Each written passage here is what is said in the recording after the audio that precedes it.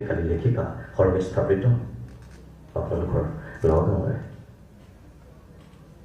গতিকে এইখন সাহিত্য সংস্কৃতিৰ সমাজলৈ অনবদ্য অৱদান আগবঢ়োৱা নগাঁৱৰ মানুহৰ আগত মোৰ নিচিনা এজন নিকিনে এখন কিতাপ উন্মোচন কৰি মই কথা কম অলপ কষ্ট হয়। সেইকাৰণে যিখিনি আপোনালোকে মোক মৰম আৰু ভাল পোৱাৰ ইয়ালৈ আমন্ত্ৰণ কৰি আনিছে, যিখিনি মোক সন্মান দিছে, অন্ততঃ মই এটাই ক'ব পাৰোঁ, আপোনালোকৰ আস্থা বিশ্বাসক মই বগা কাপোৰে নথকা পৰ্যন্ত মূল্য দিবলৈ চেষ্টা কৰিম আৰু তাৰ কাৰণে আপোনালোকে মোক আশীৰ্বাদ দিয়ক। কিতাপখনৰ নাম অন্তৰ্দৰ্শন। নামটোতেই গোটেই সাৰমৰ্মটো সোমাই আছে।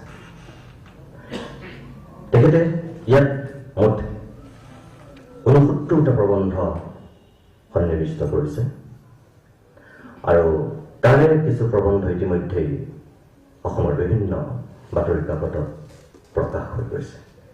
আলোচনীৰ বাতৰি কাকতত প্ৰকাশ হোৱা সেই প্ৰবন্ধখিনিৰ বাহিৰেও কিছু নতুন প্ৰবন্ধ তেখেতে ইয়াত সন্নিৱিষ্ট কৰিছে। মই গোটেইখিনি প্ৰবন্ধ পঢ়িছোঁ বুলি আপোনালোকক নকওঁ, কিন্তু মই যেতিয়া প্ৰাঞ্জল বৰদলৈ আৰু বাইদেউ আৰু এজন দাদা মোৰ ওচৰলৈ গৈছিল, কিতাপখন দিছিল অলপতে, মই মাজে মাজে চকু ফুৰাইছিলোঁ, চাইছিলোঁ, কিছু প্ৰবন্ধ মই পঢ়িছিলোঁ। সময় খুব কম থাকে মোৰ কিতাপ পঢ়িবলৈ আজিকালি। এটা সময়ত বহু কিতাপ পঢ়িছিলোঁ, আজিকালি নোৱাৰোঁ। তাৰ মাজতো মই পঢ়িছিলোঁ এই কাৰণেই যে মই কিতাপখন উন্মোচন কৰিবলৈ আহিম। কিতাপখনৰ ভিতৰতনো কি আছে মই জনাটো অকণমান দৰকাৰ বুলি ভাবি মই কেইটামান প্ৰবন্ধ মই পঢ়িছিলোঁ। আৰু মই তেতিয়া ধাৰণা কৰিছিলোঁ যে তেখেতৰ চিন্তা অনুভৱ কৰিছিলোঁ তেখেতৰ মনটোৱে কি ক'ব বিচাৰিছে।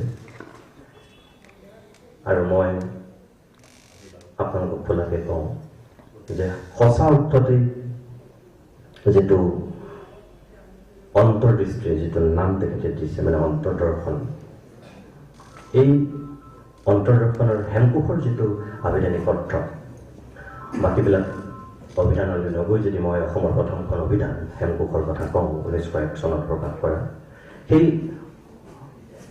হেমকোষৰ যিটো অন্তৰ্দৰ্শনৰ ইয়াত অন্তৰ্দৰ্শন বুলি তেখেতে দিছে, কিন্তু হেমকোষত অন্তৰ্দৰ্শন বুলি আছে। আৰু তাৰ যিটো অৰ্থ সেইটো হৈছে আত্মপৰীক্ষা।